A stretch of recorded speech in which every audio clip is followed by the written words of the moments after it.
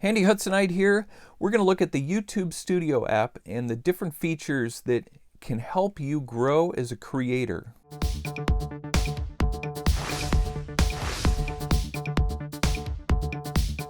If you don't have the YouTube Studio app on your iOS or your Android phone, you have to get it. It's imperative to be able to follow the data from your videos. It's just YT Studio. It has that red cog with a play button in the middle, and you want to just install that from the App Store or from Google Play and download it on your phone and sign in with your YouTube password and username. So here's my dashboard. I've got my recent videos here, recent comments, and so you can really just get a bird's eye view of what's going on your channel. So you click there on the side on the menu up in the corner. It'll give you all these different options. Now one cool thing about this app, I have an iPhone 8 Plus, and if I rotate this, then look what happens. It actually divides my screen so that I have my menu over here, and then the aspect that it's focused on over here. So if I go to videos, then it'll show my videos over here if I want to quickly go to another part of the menu. So that's a cool feature I discovered with the app, and there are certain apps that do that when you go into landscape mode. Okay, so these are videos. By default, they are sorted by most recent. Let's say you want to just look at you tap here in all videos. Let's say you only want to look at public videos, ones that have been published, and they'll sort by most recent by default. Click this over here under the 16, then you can click on the most viewed, and your highest viewed videos will be at the top, down to your least viewed public videos at the bottom. If you only want to look at your private ones, your unlisted, draft. Not really sure what a draft video is, but yeah, you can look at your private or your unlisted ones. These are just my public ones that I've published. So that's the video menu. You can go into your playlists and see which videos are in your playlist. Here's my entire playlist here of all my videos. And the nice thing about this app is you can just do a lot of editing right from here without having to be on your desktop. You can go into your comments, and this will show you all your it's going to order it in your most recent comments first, and you can reply, you can like comments, you can report spam, remove certain ones. Now up here, if you click on publish comments, you can focus in on ones, let's say, held for review. You click on it again, likely spam comments. So you got a lot of different ways of being able to drill down on your comments here. And if you tap this number 16 up here is actually how many comments, unread comments, that you have. I have responded to all these, but if I respond to comments in another on the desktop or in another program, then they will not be read, marked as read here. So the nice thing about this is you can respond to comments here, and I've found, and then here's some settings for the comments. You can turn on push notifications. One thing I've found about this app is comments will actually show up in this app first before you see them in just the regular YouTube notifications, and that's one really nice feature. Now, the thing that I probably use this most for, apart from looking at comments, would be the analytics. Now, you've got a lot of analytics packed into here.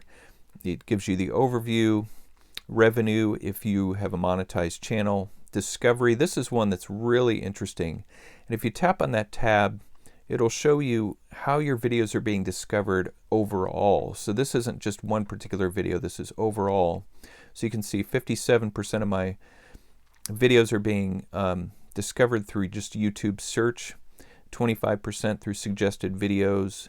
Then you have external sources, 51% from Google search, and then it'll give you top YouTube terms. So my best performing video is about 14 Gmail tips, power tips. And so the number one term is Gmail tips and tricks 2019 that's driving all this traffic. And then I've got a video on a deglosser that these other terms are deriving towards my videos. And down here, top videos suggesting your content. If you tap on these, one really sweet feature here is the top video suggesting your content. You can actually watch that video. It'll take you into the YouTube app to watch the video. Or you can just see it here, and it shows you the percentage. Last 28 days, if you want to see what it's been for the last 90. Lifetime. So these are lifetime stats of top videos that are suggesting my content. So just a lot of good, helpful data here, and you can tap in on any of these to get more detail. So and then your audience, you can get a sense of what your audience is like and where they're coming from. Interactive content. Now this is the data that comes from your cards that you put in, and it'll show you how much has been interacting with, how many users have been interacting with your cards, what clicks you're getting on them, the top cards that you have. So just a lot of good, helpful here. And then your playlist, number of times your playlists were viewed, average time in playlist, top playlists. Again, you tap on it, you get more specific data. So, and that's just overall for your videos. If you really want to drill down into specific videos, then you can come over here to your videos. I should have showed you this when I was back there. If you tap on the video, you get into, now we're just in this is my newest video, how to change a bike tire.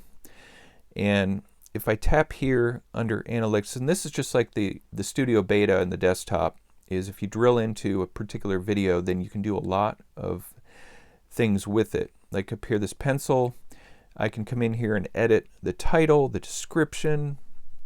You can come down and I can change it back to private. You can put your tags, update your tags here, what playlists it's on. Then you got all the similar categories that you have on the desktop to do that. And this here is so that you could share it in a lot of different ways. Analytics. So these are just the analytics for this one video. And you'll see you can drill into the same things that you did with the overall ones. And you come down, and then you've got comments that are specific only to this video. So just a lot of different ways to interact with the video here. Come down, here are some settings if you want to get push notifications. And then finally send feedback, help, and then you can launch into the YouTube app. So I hope this gives you a good sense of the YouTube Studio app. It's just a fantastic way to keep up with your YouTube content on the go and to be able to interact with the viewers that are commenting and liking your videos. And so I just really wanted to be able to share that with you and share this powerful tool. Whether you were familiar with it or not, let me know in the comments below what you've learned about the YouTube Studio app. If you've been using it a long time, maybe there's something new that I showed you, or fill me in on what you're learning about this app and how to use it. Be sure to subscribe to my channel, The Handy Hudsonite. Hit that notification bell so that you can get content when it goes up, and I'll look forward to seeing you in the next video.